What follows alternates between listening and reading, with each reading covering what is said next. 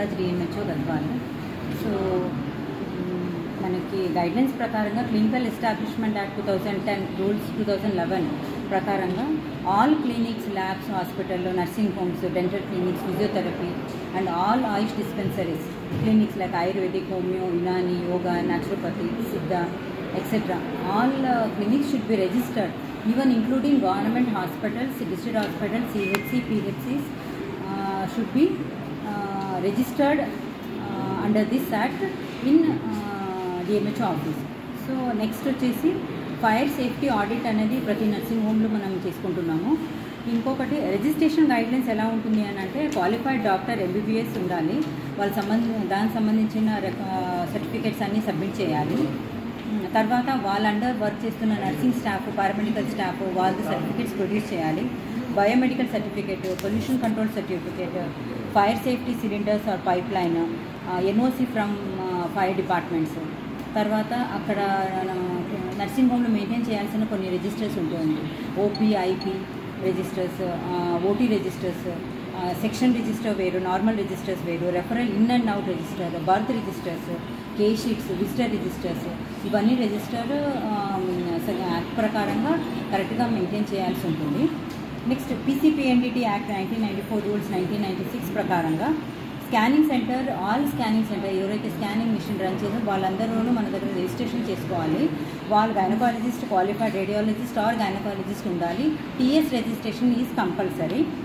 Every month వీళ్ళు ఏం చేయాలంటే ఫామ్ ఎఫ్ ఫామ్ వాళ్ళ దగ్గర మెయింటైన్ చేస్తూ ఆన్లైన్ కూడా సబ్మిట్ చేస్తూ మనకు ఒకటి కాపీ కంపల్సరీ ఇవ్వాలి. తర్వాత ANC ultrasound scanning register compulsory వాళ్ళు మెయింటైన్ చేయాలి. ఇంకొకటి అందులో స్కానింగ్ రూమ్లో ఉండాల్సిన కొన్ని ఫోమ్ బోర్డ్స్ కానిటివి కొన్ని ఫొటోస్ అవన్నీ ఉండకూడనివి వస్తువులు కూడాను అక్కడ ఉండకూడదు. సో గైడ్లైన్స్ ప్రకారంగా అది స్కానింగ్ మిషన్ అనేది మీరు వాళ్ళు పెట్టుకోవాల్సి వస్తుంది. సో కమింగ్ టు ఆర్ఎంపీ, వీళ్ళు ఒకటి ఆర్ఎంపీ వాళ్ళు ఓన్లీ నేమ్ బోర్డు ఉండకూడదు. నేమ్ బోర్డు ఓన్లీ ప్రథమ చికిత్స కేంద్ర ఆర్ ఫస్ట్ ఎయిడ్ సెంటర్ మాత్రమే ఉండాలి. డాక్టర్ సైన్ కానీ, క్లినిక్ కానీ, సింబల్ కానీ, ప్లస్ సింబల్ కానీ అవన్నీ ఏం పెట్టుకోకూడదు. వాళ్ళు ప్రిస్క్రిప్షన్ రాయకూడదు, రెఫరెన్స్ స్లిప్ రాయకూడదు.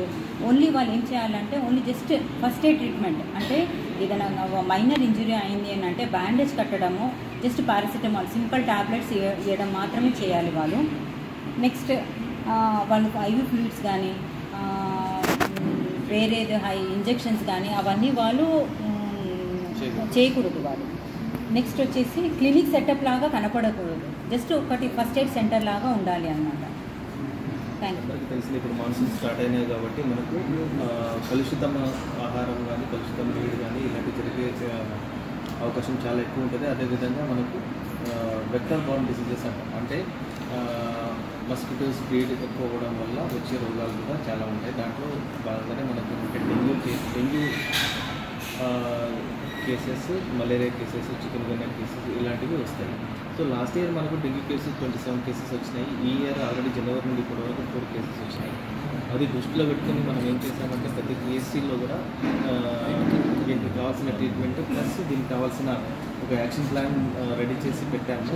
ప్రతి కేసులో డెంగ్యూ కేసు ఇలాంటి సిచ్యువేషన్కి మనం ఎదుర్కోవడానికి సిద్ధంగా ఉన్నాము. కావాల్సిన మెడిసిన్స్ అందుబాటులో ఉన్న ప్రతి పిఎస్సీలో ఒకవేళ అక్కడ కంట్రోల్ కాని పక్షంలో మనం డిస్ట్రిక్ట్ హాస్పిటల్కి రెఫర్ చేయడం కూడా జరుగుతుంది.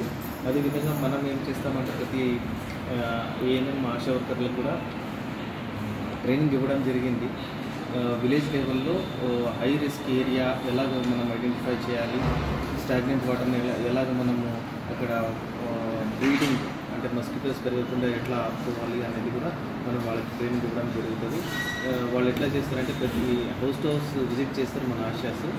వాళ్ళు ఒక వారం రోజుల్లో యాక్షన్ ప్లాన్ చేసేసుకుని కంటిన్యూస్గా విలేజ్ మొత్తం కవర్ అయ్యేటట్టు చూస్తారు.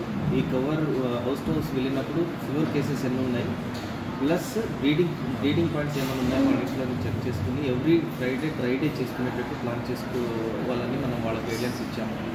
సో అదేవిధంగా మనం డిస్ట్రిక్ట్ యంత్రాంగం కానీ కలెక్టర్ గారి ఆధ్వర్యంలో మనము అన్ని డిపార్ట్మెంట్ల కన్వర్జన్ అంటే కోఆపరేషన్ తీసుకుని ఈ డెంగ్యూ కేసులు ఎక్కువ రాకుండా ప్రబలకుండా ఒకవేళ వచ్చినా కూడా దాని తీవ్రత ఎక్కువ కాకుండా మనం ఎదుర్కోవడానికి సమర్థం. సిద్ధంగా ఉన్నామని ఈ మీడియా ద్వారా నేను తెలియజేస్తాను. Thank you.